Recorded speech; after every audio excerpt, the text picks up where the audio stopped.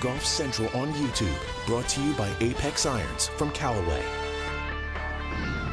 Hey there, welcome inside our Golf Channel studios. I'm George Savaricas with this Golf Central update. The PGA Tour was back in full swing following the Ryder Cup, their second event in this young season, and it was Sam Burns winning for the second time in his career on the PGA Tour. Final round 67, enough to get the job done, topping Nick Watney and Cameron Young, who are in a tie for second, just a shot back. Here's Burns, who has now won in consecutive seasons on the PGA Tour.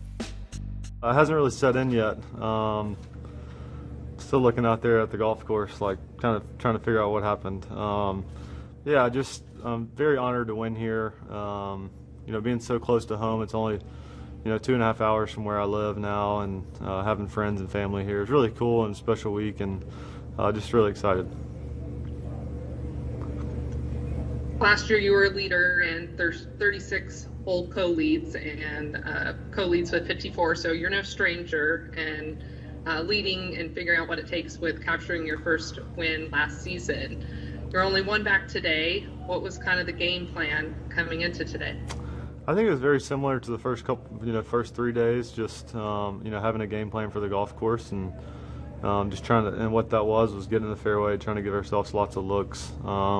Didn't putt it great, but was able to give myself a lot of chances, and made enough birdies. So really was just kind of sticking to that game plan and trying to hit the proper shots.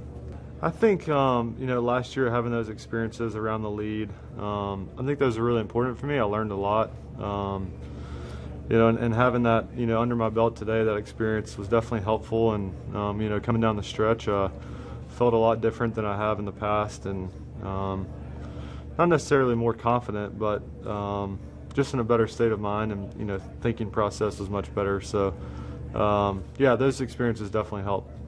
All right, we are diving into the ShotLink stats at the CDW Intelligence Center to discuss Sam Burns' win at the Sanderson Championship. Jim, take it away. I'll take her away. And just watching the way Sam Burns drove the ball last week was phenomenal. I was watching him Friday, hit the ball fantastic, did make the putts, but Sunday when the pressure's on, it was really amazing. Strokes gained off the tee, gained 6.2 strokes for the total of the week. But, he missed a few greens early on, missed a few fairways early on, but from 12 on, it was a driving, just kind of a, how do you drive the ball straight, long, the power he has. He never missed a fairway. I mean, I told a couple times I thought he could drive it down the hallway of a hotel. He was hitting it so straight. I think that's the amazing thing of not only long but straight. But the tee shot he hit at 14, it's about a 590-yard hole. He had 5 iron in. He had 240, I think, or 234 into the green on his second shot. So, but the tough shot at 16 drove it right down the fairway. Tough shot at 17 and 18, all fairway. So phenomenal for him to do that.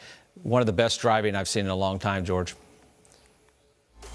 Yeah, impressive stuff for sure from Sam Burns. And how about the final round that we saw on the LPGA Tour? Celine Boutier, an 8 under 63. She posted 14 under. Jin Young Ko, MB Park, had birdie putts on the last hole to force the playoff. Inside 10 feet, they both missed, so they wind up in a tie for second with Brooke Henderson. It's 3 major champions, a shot back of Boutier, who wins for the second time on the LPGA Tour.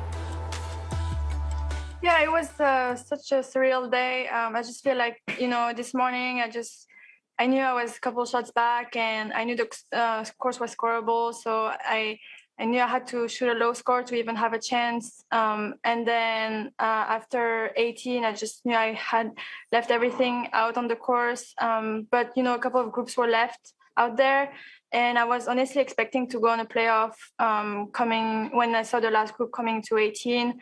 I was just already in my mind going into the playoff and having to, prepare for that. And then just the fact that neither Jin Young or Imbi birdied 18 kind of really left me, kind of stunned. And I'm still a little bit, a little bit surprised about it.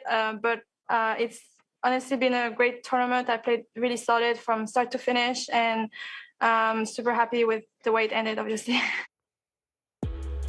Over on the European Tour, one of their best weeks of the year, the Dunhill Links Championship. They're playing 3 different courses. It was Kingsbarn, Carnoustie. They wind things up on the old course, wind things down on Sunday. Danny Willet, a 68, snapping a 2-year winless drought. That's his 8th victory on the European Tour, and he did it on his 34th birthday. I think it was a good thing that the scoring was low, and I think that I had 20 in my head. If when I got to 20, no one could reach it, and obviously they wouldn't have. But Blandy got off to a really quick start. Shano was all right, and yeah, we were hitting a few average shots in and around the turn, and then had a really good one on 10. And then that back nine just brutal, as everyone knows. He nailed the right all the way down the back nine, and probably made you focus in a little moment, and knowing that you couldn't do anything silly, and you still had to try and make birdies. Unfortunately, we weren't able to make one in them last 7, but it was enough. To do it on your birthday, how special does that feel? Yeah, it's don't tell anyone how old I am. Yeah, one of them. It's magical on British soil with everyone here. It's been a great week. And will there be some celebrations later tonight? I'm flying to Vegas tomorrow morning, but yeah, I'll fly home and fingers crossed the kids are still awake, and I'm sure a few people will be there. Yeah, Willet flying to Vegas to play in this week's PGA Tour event, the Shriners Hospitals for Children Open. Last week, USGA crowned both the U.S. Mid-Amateur champions for the women's Mid-Amateur as well as the men's Mid-Amateur, and both champions joined Golf Today. So I got to ask, which Mid-Amateur was tougher for you to win, 2016 or the one over the weekend? Gosh, that's a great question. Probably the one in 2016. Just, I don't know. That there's pros and cons. You know, I knew what the carrots were at the end of this one, and I was maybe a little bit more naive back in 2016. But at the same time, you know, at the time, there's probably not as much self-belief in your ability, and this time, you know that you're being chased, and you know how good of a player Mark is. So I'm just trying to enjoy this one. An invitation to the Masters is expected with your Mid-Amateur victory. You finished in a tie for 36, and you were low amateur at Augusta National back in 2017. What were your goals in 17, and how do those goals change for another go around Augusta National in 2022? Gosh, my goal in 2017 was to finish in the top 12 because that would get you an invitation back. As far as goals going into this year, I'm really still just trying to enjoy what happened last week. It's been an incredible run.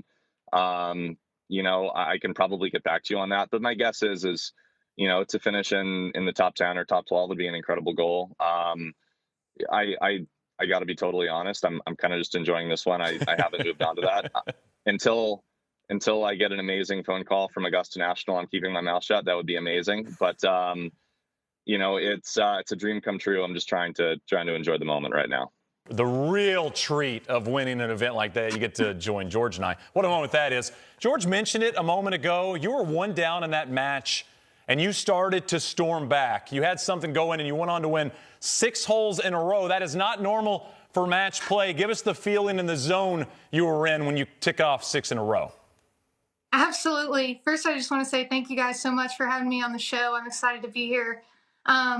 All day in the championship match, I really just told myself, you know, be as tough as you can today and just take it one shot at a time.